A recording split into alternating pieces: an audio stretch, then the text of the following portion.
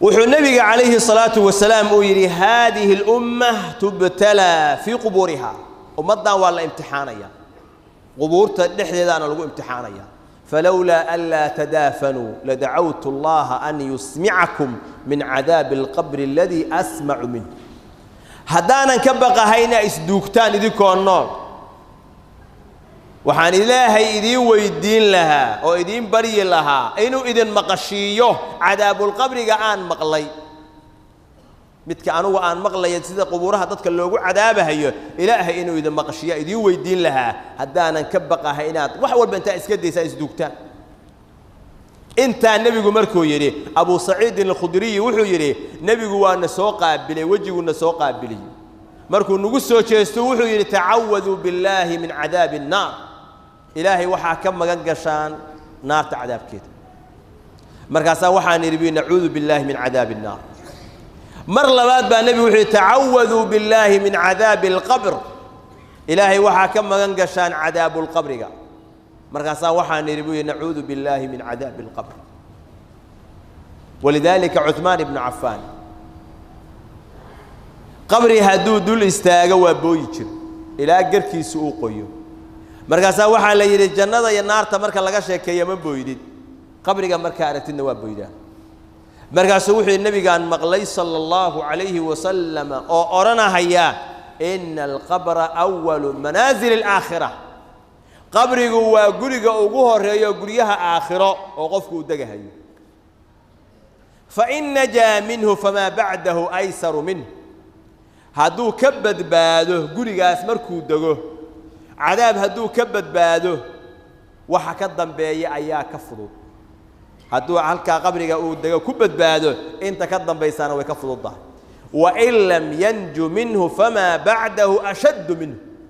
haduunan ka badbaadin godkaas marka la dhiga cadaabkiisa haduunan ka badbaadin waxa ka dambeeya ka sii culus ayaa nabiga yiri kaleey salaatu wasalaam markaas wuxuu yiri Uthman nabiga waxa maqlay oranahaya ما رأيت منظرا قط إلا والقبر أفظع منه ولغي ما أنا أرق منظر لأيغا أو نحدين له أو فالحن أو نحدين تآل لوغا نحاهيو وحل لأيغا أو لغا نحا ولغي ما أرق إلا قبرغا أيا أغو نحدين بضان أغو نفضيعات بضان منظر لأيغا أو كحن قفل عذابا أو قبري كتشلا ما أجر إلهي نقبل باتشو النبي وحي نوشيق عليه الصلاة والسلام وحي يثبت الله الذين آمنوا بالقول الثابت في الحياة الدنيا وفي الآخرة نزلت في القبر وحي كسو دكتي آيات داسي قبرك بيكها الله يسا النبي وحي وحي قفك قبرك الله إيمانا يا مركاسا وحال الله يهي ربك واكه مركاسا وحي لا يا ربي الله والنبي محمد صلى الله عليه وسلم قفك مؤمن كها ربي جاي والله نبي جاي يقول محمد مركز إلهي وحول الله يهبو يري آيات داس أيا كهد ليس أرنكاس فذلك قول الله يثبت الله الذين آمنوا بالقول الثابت في الحياة الدنيا وفي الآخرة إلهي بقصوا هاي جواب تصحض بإلهي وافتناي ولذلك النبي عليه الصلاة والسلام هذه قبري أودغو أو حباله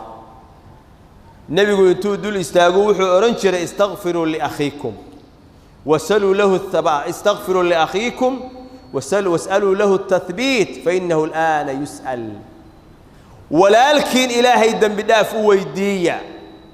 إنه سؤاش إلهي وافتشيو إلهي كسو حقنا ويدية هذا اللي ويدية هذا اللي سؤالية هذا أي سؤاش وبلاوت وغفر مركي لا ديغو oo laga faaruqo oo la dhameeyo markaas labada malagu iimaanaya imtixaankuna ku bilaabanaya markaas marka ayaa waxa sunna ah in loo weydiiyo dambi dhaaf ilaahay inuu dhaafo su'aashan ilaahay u fududeeyo su'aasha qabriga ilaahay inuu fududeeyo ma aha waxa inta diiwaanka iyo buugga la soo qaato oo talqiinta leeyahay la calwinahayo oo qishka iyo khiyaanada ku dhisan oo asal iyo raad aan diinta islaamka ku lahayn ولا يا waxa ku iimaanahay laba malaw indha cagaaran oo sida iyo sidaas ah wixii adduunka uga soo baxday xasuuso oo aabiis aan loogu abtirinayo hooyadiis loogu yeerahayo waxaasi waa min al-khurafat wax jira dhama hadaad u meerisi hadaad u meerin haddaan ma taqaanaa si kasta iskugu dayd inaad waafajisid haddaan ilaahay waafajin ma waafaqayo kuwa kalaaba hadda keenay oo qubuuraha marka la dhigo waxay yiraahdeen waxa la soo qaadayaa 7 dhagax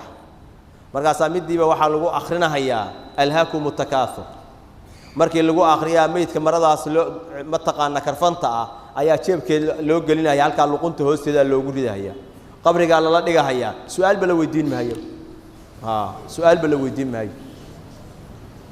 oo taa hadayba ku dhamaanaysa xisaabtu ay tahay qof ma amal fasheen qof kasta 7 dhagax lagu akhriyaa alhaakum takaathur diyaarsan laha tobanaan baa jeebabka loogu guri lahaa loogu ridi lahaa waxaasi waa diin la'aan iyo khuraafo iyo bidca faaftay weey una baahan in ilaahay looga toobad keeno wax jira ma qofkan qabriga la dhigaya waa la weydiinaya hadduu adduunka toosnaana waa toosnaanaya ilaahay waa waafajinaya yuusan aqoon luqadda carabiga hadduu rabo weligiisuusan ku hadlin ilaahay baa waafajinaya subxaanahu wa tacaala waxaa habboon qofka muslimka ah inuu mararka qaarkood fakero oo ku celceliyo fakarkaas oo iska soo qaada asagu inuu yahay midka la qaadayo oo janaasada inta lagu tukada la qaadayo oo godka mugdiga la dhigahayo oo ciidda lagu daboolahayo oo qaraabada iyo ahalku ay ka tagayaan oo maal uusan oolin oo wax wehela aan lahayn halka marka la dhigo qabriga uu noqonayo gurigiisii ciiduna ay tahay firaashku ku seexanahay ayada ay noqonayso waxa uu la darsana ay tahay duudaas iyo tixrigaas cunahaya oo daris uu leeyahay halkaas markuu qofku xasuusto in la dhigahayo sidaasna loo dhigahayo lagana kala dareeray tasawuro meesha aad taalid bal mar waxaad ku fakartaa adoo qabriga dhex taalid oo ciidii lagugu daboolay oo laga kala tagay mugdina uu kugu yahay dhinac walba ah waxa aad kula xiriirina uu yahay aboorkaas iyo bahladaas ku cunahaya oo kali ah halkaasna ay malaa'ig kaaga soo gashay su'aalana lagu weydiinayo halkaas meeshaas iyada ay shahaado laga ama rabo mansab iyo madaxnimo aad haysan waxba tari mahayaan magac iyo maamuus aad qabiilkaaga ku lahayn waxba ku tari mayso waxaasoo dhan waa kala guurteen waana kala baxdeen halka waxa ku yaal oo kali oo ku anfacahaya oo dhinaca aad ku qabanaysaa waa amalkaagi hadduu khayr ahaa khayr hadduu shar ahaa naar ayaad mudanaysaa iyo cadaab nacuudu billahi min dalik waxa habboon qofka muslimka ah inuu degdeg naftiisa uga gaaro oo naftiisa uu badbaadiyo oo ka badbaadiyo macaasida iyo dambiyada toobadna uu ku badbaadiyo ilaahay subxaanahu wa ta'ala uu toobad keeno wuxuu yiri al-imaam ibn rajab al-hanbali qofka hadayge ay ku timaado daadu ay ku timaado oo ciradu ay ku timaado oo qofku cirro isku arko فهو بمنزلة الحامل التي تمت لها شهور حملها وعقفك أسلم دي عرض إسكو أركي هويني أور له أو بليه أولا ما يسترمين فهي لا تنتظر إلا الولادة وحانا هاين إن الشسوق ميس وعاوية هبين دم فولوي كذلك صاحب الشيب لا ينتظر إلا الموت قفك عريستي أو عرضو أي تابتي وحان لمشاهي سوق مهي فقبيح منه الإصرار على الذنب وحاكاس أو كلا قبيح كوع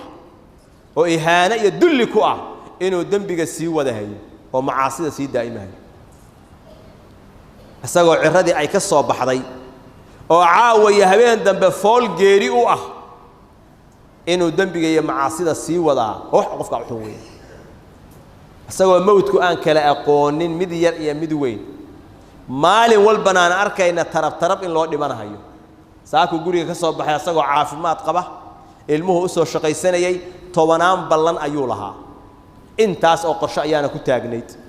ayaa la leeyahay ilbihiisii galabtii la wado ama hilibkiisii lama ma aragba ama asagoo googo-ayo cad loo wada loo keenayo cid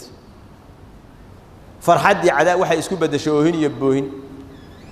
asaguna farxadu ku soo baxay wuxuu isku bedelay dhuxul iyo fahmi oo noqdo waynu arkaynaa cadaabka joogtada ah oo adduunyada maanta ka dhacaya oo tarabta ah oo yar iyo weyn midna aan kala aqoonin waan arkaynaa waa inaan ku tala galnaa inay bari tahay ama caawa ay tahay ama saacadan ay tahay waxaad u diyaarsan lahayd u diyaarso nas'al allah salaam اللهم ربنا آتنا في الدنيا حسنة وفي الآخرة حسنة وقنا عذاب النار. اللهم إنا نسألك الهدى والتقى والعفاف والغنى. صلى اللهم على نبينا محمد وعلى آله وصحبه أجمعين.